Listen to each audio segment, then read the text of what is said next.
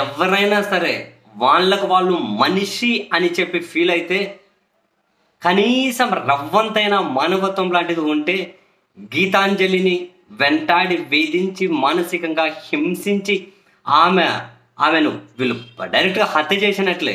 దానికి కారణమైన వాళ్ళను శిక్షించండి.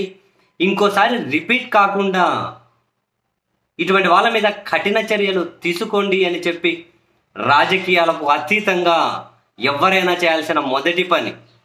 కానీ ఇక్కడ నడుపుతున్నది రాజకీయాలు కాదు, ఇంకా కొన్ని పదాలు అనకూడదు, కానీ మారీచులు రాక్షసులకు మించి సోషల్ మీడియాలో కొందరి ప్రవర్తన ఉంటూ వస్తుంది. కాబట్టి ఆమె చనిపోయిన తర్వాత కూడా రాబందుల్లా పీక తింటున్నారు.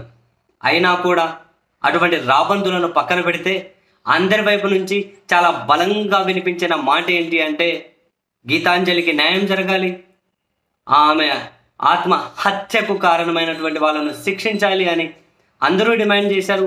అటువంటి వాళ్ళను అరెస్టు చేయలేకపోతే, చట్ట ప్రకారం వాళ్ళ మీద చర్యలు తీసుకోలేకపోతే ఇక ప్రభుత్వాలు ఉండి ప్రయోజనం లేదు అని చెప్పి కొందరు ఘాటుగా మాట్లాడిన వాళ్ళు, డిమాండ్ చేసిన వాళ్ళు కూడా తక్కువేం లేదు. And at the same time పోలీసులు కూడా దీని మీద సీరియస్గానే దృష్టి సారించారు. 6వ తేదీ నుంచే ఆమెను చాలా తీవ్రంగా దూషించినటువంటి అకౌంట్ను గుర్తించారు. వాళ్ళు కొందరు డిలీట్ చేసుకున్నారు. అయినా పోలీసులు ఆ వివరాలు సేకరించారు అండ్ అరెస్టుల పర్వం కూడా మొదలెట్టారు.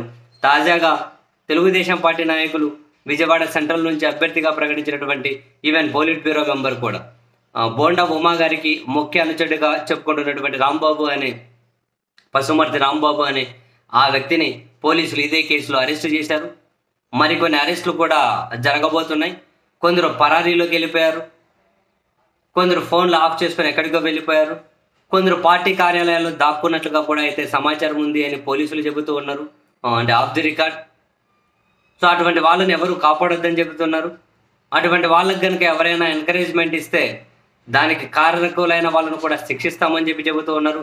ఒకరినిద్దరిని కాదు, ఎంతమంది ఈ విధంగా ఆమెను పాపం అకారణంగా ఒకరిని దూషించలేదు అమ్మాయి, ఒకరిని ఇన్సల్ట్ చేయలేదు, ఒకరి మీద అసభ్య పదజాలాన్ని వాడలేదు, మంచి జరిగింది అని చెప్పి పాపం ఆనందంతో చెప్పింది. అదే పాపమా?